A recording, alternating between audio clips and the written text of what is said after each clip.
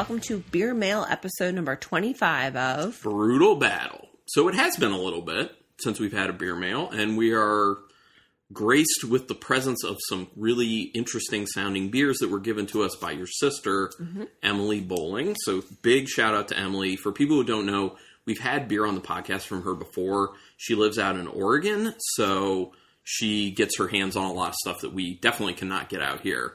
Actually, there really aren't that many breweries from Oregon that actually distribute out this way. I think really the only one I can think of is Rogue. Right.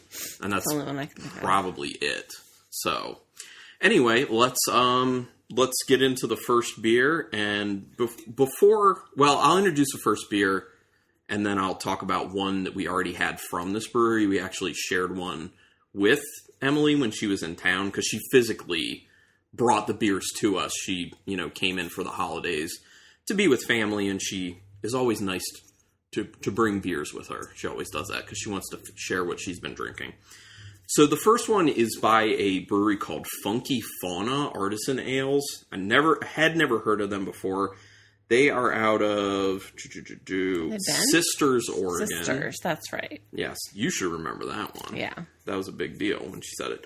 So the one from them we've already had, and this one was really good, is called Left for Vultures. It was a wild whiskey barrel-aged saison with heirloom apples, and it was 4.4%. So the big surprising thing for me is that Rebecca liked it. Yeah, I really liked it. Because typically you're not big on sour and you're not big on saisons in particular. It depends. It was just so light. Yeah. It was just light and refreshing. Well, and that's the thing. You hear whiskey barrel-aged, and you Yeah. think it's going to be a lot heavier. You think it's going to be really boozy. It was not boozy. You could get the whiskey character on it, but it wasn't boozy. It was very light. The sour, it was more like a tartness more than a sourness, and the apples were really nice in there. So, yeah, it was really, really, really good. So I'm very excited to try this one that we have for the first to taste on the podcast. It's the Funky Fauna Artisan Ales Something Familiar. It's a wild Pinot Noir barrel-aged saison with Pinot Noir grapes added, and it is 4.5% alcohol. Okay. Oh, and both of those 16-ounce cans. Yeah. I mean, everything's 16-ounce cans for the most part. So, anyway, I'm going to crack this open. Oop. There we go. Got it. Now, I'm a saison fan in general. If it's done right, I'm especially into tart saisons and funky. And if people remember, Rebecca, not the biggest fan of the funk. Yeah. So if it's a low funk, she'll be all right. Yeah. If it's high funk, no, probably thank not. you. All right. It's such a pretty color. Oh my gosh. It looks like a rosé wine. It kind of Doesn't does. it? Like a dark rosé wine. Yeah, definitely a darker one. Because it's pretty reddish, pinkish. Yeah. It's clear, though. Very I clear. love how clear it looks. It looks gorgeous. The head is slightly pink. It's a very, very, very light pink to it. It smells very winey. I was going to say, it smells like a wine. It literally smells just like sour carbonated wine. Yes, it does. This is actually reminding me on the nose a lot of the Brewery Terrier's Natty Noir. Okay. Which literally was a sour Pinot Noir beer. It was like an ale done with Pinot Noir grapes. It smells vinegary. It definitely does smell vinegary. And I get... you're always going to get with these types of beers, I definitely get a lemony sourness on the nose. Mm-hmm. With that vinegar, it does smell pretty sour. Yeah. Not too sour, but not tart. More in the sour category than the tart category. I just can't get past that vinegar. It's just wine vinegar. Yeah, it's strong. I'm going to go in. It's not smelling as good as the Left for Vultures that we had before. Oh, tastes pretty good. It's not as strong. Oh, wow. The nose makes you think it's going to slap you across the face and with flavors. With flavors, but it's pretty delicate. Yeah, it's a lot more dialed back. It's a lot more watery than I thought it was going to be mouthfeel wise. But not in a bad way, I don't think. No, Do you think that's a bad thing? No, it's just more light and refreshing. Yeah. It reminds me of the first beer we had by them. Yeah. Bold flavors, but also light and delicate. I do get that vinegariness that you were talking about in the nose. I definitely taste that, but it's dialed down from what you smell. Kind of tastes like kombucha.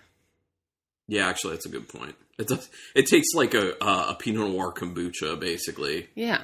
It's got like a small funkiness to it. It's got that kind of underlying like a little vinegary, lemony, low grade sourness, vinegary. Yeah.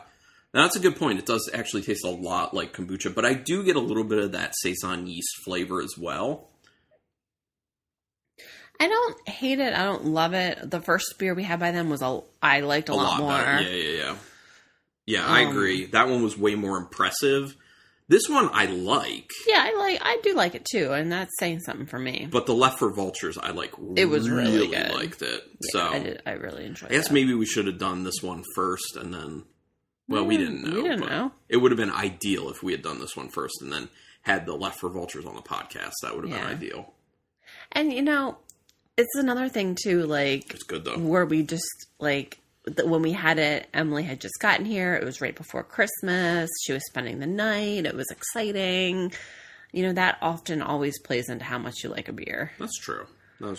Like, were we just feeling like really, I don't know. And today we just took down the Christmas decorations. It's raining. We just did a workout. We're still a little sweaty. We're tired. Yeah. I feel like that all plays into how much you like a beer. I agree. I do. But I would say for people who are thinking about would I like this beer or not, if a hybrid of wine and kombucha sounds good, yeah. Oh, yeah. Like, Pinot Noir is like the lightest, like, red anyway, so it's very light on the wininess, but it's good. I like it. I mean, we like kombucha too, though. Yeah, that's the other thing. If you're not a kombucha fan, you're probably not going to like this, but... Yeah. We drink an okay amount of kombucha. I used to drink a lot more at one point. Yeah, you used to drink a lot. I was drinking like numerous a week, and now I probably have like one a month or so. Yeah, we don't drink too much. Yeah. All right, so let's go. Here, do you want to introduce the second one? Sure. This is called Cheers to the Land. It is by Falling Sky. It is a Cascadian dark ale with spruce tips. And they are out of... I don't know where they're out of. Eugene, Oregon. Okay. Oh, and the ABV 6.2. Okay, so we just recently talked about Cascadian Dark Ale / Black IPAs when we were doing the episode of the Stones 12 Days of IPA because we had the Self-Righteous Black IPA. So it's just funny that then Emily brings us a Black IPA. Yeah. Or a Cascadian Dark Ale. I wonder if they're more popular out there. I mean, maybe. I don't know. Let's try it. This can is very full. Okay, there's one for you. I'm excited because this time of year I love Darker IPAs. Stuff. Well, I like darker stuff, and I like IPAs with spruce tips this time of year. Okay, got it. Yeah, because it's like a more wintry type. Yeah. I mean, it looks like a porter, probably. Yeah, it's dark, but not too dark. Yeah. It's like hoppy and malty. Yeah, there's a lot more maltiness on the nose than I thought there would end up being. A lot of the times with the Cascadian Dark Ales, it's really high on like the citrusy hop notes, and then below that is kind of like the darker roasty malt smells. But this is kind of the opposite. Yeah, like it's the very malt's malty. A lot higher. The other thing is, though, we don't know how old this is. That's the problem. There's no date coding on the can, so it could be on the older end. And in that case, a bunch of the hopping may have kind of fallen out. Yeah. But I smell it on there. Mm-hmm. It's just very roasty. It's like chocolatey. Do you get the pine? No. Do you? No, it's kind of more just like a light citrusy hop note, and then those roasty malty notes. So I don't really get... Oh, I get the spruce tips in the flavor. Yeah. Oh, yeah. This is nice. I really like this. Oh, that's interesting, because to me, it's like this citrusy burst in the beginning, and then that quickly moves to the pine. I get a lot of malty. When do you get your malty? I get a lot of the pine right in there, and then it moves into like an ashy, like bitter dark chocolate maltiness to it. I really like this beer. It's quite good. I was going to say, were you going to disagree with me? No, it is really good. Oh, it's weird, too. It's this interesting dichotomy because the beginning of the flavor is pretty sweet, actually. Mm-hmm. And then the end of it is pretty bitter. So it's this weird ride where you're just like, oh, that's pretty sweet. And then you're like, oh, no, now it's pretty bitter. So, like, two extremes, kind of. Yeah.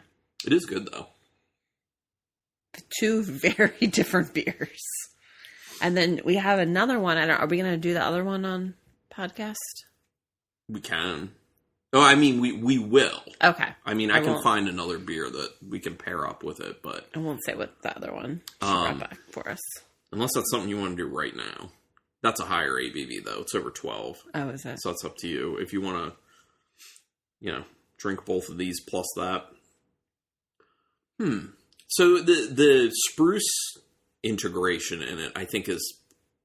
like perfect. Mm-hmm. It's not too much. Because it can be too much and it can be too little. There's kind of like a sweet spot you really want to hit with that. When I think of like spruce use, which is a great rhyme, spruce use in beers, I think of Pennsylvania Tuxedo. I love that beer. By Dogfish Head. Yeah, just it's like spruce tip IPA. And they did that this year. We didn't get it. They did? They did. Oh, well, I'm surprised you didn't say anything. I know. We just have so much beer. We do, but... there's like beer. certain things you just don't have, you know what I mean? So like, we do have a lot of beers, but like variety is low for what we have. Because usually when we're not buying singles typically, we're just buying like 4-pack, 6-pack. Or we're getting like large format bottles from the brewery because of the society membership. So, yeah. But, I'm going back, after the second one, after that Cascadian Dark, the first one's way more vinegary now. Like, the vinegar gets ramped way up. Doesn't it? Oh, wow. It's, like, almost undrinkable now. Because what the Cascadian Dark Ale did to your palate takes a lot of the sweetness out of the first one. So it's, like, pretty sour tasting. Yeah. Like, vinegar. So, you're going to have to cleanse your palate to go to that one. The other beer, which we drank as a family share, was... the Cascade... Petite Cranberry? Yeah, Cascade Brewing's. Petite Cranberry. It was just a cranberry sour.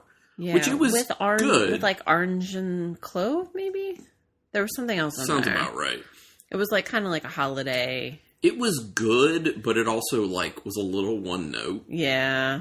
It kind of seemed... I know this is not how they do things, but it kind of seemed like a little more like... not spontaneously fermented, like more of like kettle sour style. So it's like not a whole lot of depth of flavor, but it was still good though. Was it barrel aged? No. Okay. No. But yeah, I mean, good episode. Thank you very much to Emily. Always good to try other things from other parts of the United States because obviously we're on the total opposite coast of this. Yeah. So, yeah, that's cool. But anyway, thank you, everyone, for listening. Did you have any closing remarks? I got nothing. Okay, so I'm not going to do all the things at the end because we do that enough, and it'll happen again at some point. Yeah. But thank you, everyone, for listening. Until next time. Keep it brutal.